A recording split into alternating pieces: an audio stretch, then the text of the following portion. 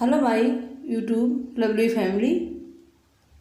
आप सभी पर भोलेनाथ की कृपा हमेशा बनी रहे। आज सोमवार है, हम आपके लिए लेके आए हैं एक पौराणिक महात्म्य पौराणिक कथा। बिना दान दिए परलोक में भोजन नहीं मिलता। कथा सुनते हैं। विदर्भ देश में श्वेत नामक राजा राज्य करते थे। वे सतर्क होकर राज्य का संचालन करते थे। उनके राज्य में प्रजा सुखी थी। कुछ दिनों के बाद राजा के मन में वैराग्य हो आया। तब वे अपने भाई को राज्य सौंपकर वन में तपस्या करने चले गए। उन्होंने जिस लगन से राज्य का संचालन किया था, उससे भी अधिक लगन से हजारों वर्ष तक तपस्या की। उत्तम तपस्या के प्रभाव से उन्हें ब्रह्मलोक की प्राप्ति हुई। वहाँ उन्हें सब तरह की सुख सुविधा मिली, किंतु भोजन का कोई प्रबंध न था। भूख के मारे उनकी इंद्रियां विकल हो गईं।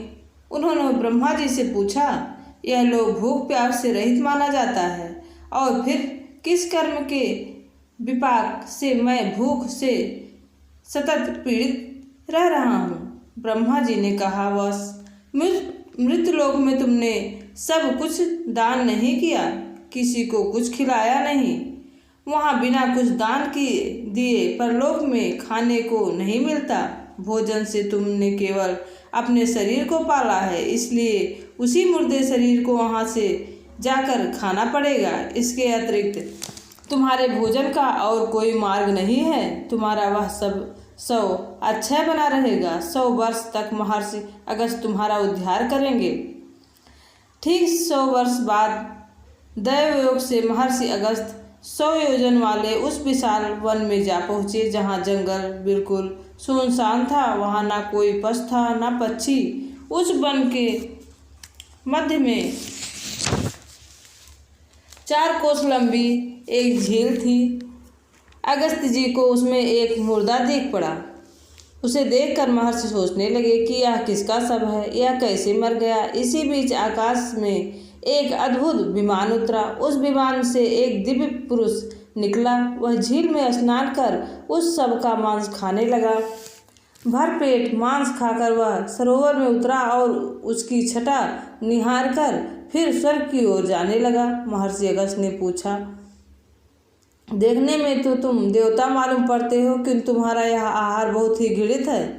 तब वह स्वर्गवासी पुरुष ने अपना वृत्तांत कह सुनाया और यह भी बताया कि हमारे 100 वर्ष पूरे हो गए हैं। पता नहीं महर्षि अगस्त मुझे कब दर्शन देंगे और हमारा उद्धार करेंगे।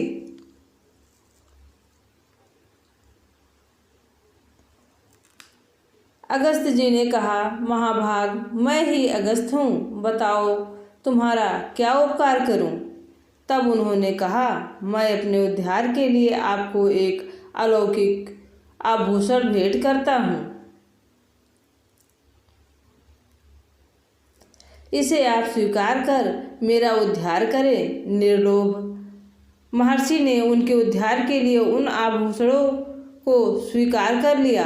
आभूषण के स्वीकार करते ही वह सब अदृश्य हो गया और उस पुरुष की अक्षय लोक की प्राप्ति हुई। यह थी स्वर्ग में बिना दान दिए। कोई भी दान आप देंगे तो मिलता है, बिना भोजन अन्न का दान दिए आपको स्वर्ग में भोजन नहीं प्राप्त होता। कोई भी दान अगर आप यहाँ नहीं करते तो वो दान आपको स्वर्ग में वहाँ नहीं मिलता। अगर आपको ये पौराणिक कथा अच्छी लगी हो तो प्लीज़ लाइक शेयर सब्सक्राइब करिएगा। कमेंट बॉक्स में कमेंट करना ना भूलिएगा। विष्णु भगवान की कृपा आप सब पर बनी रहे। जय विष्णु भगवान। सभी 33 कोटि देवी देवताओं की जय हो।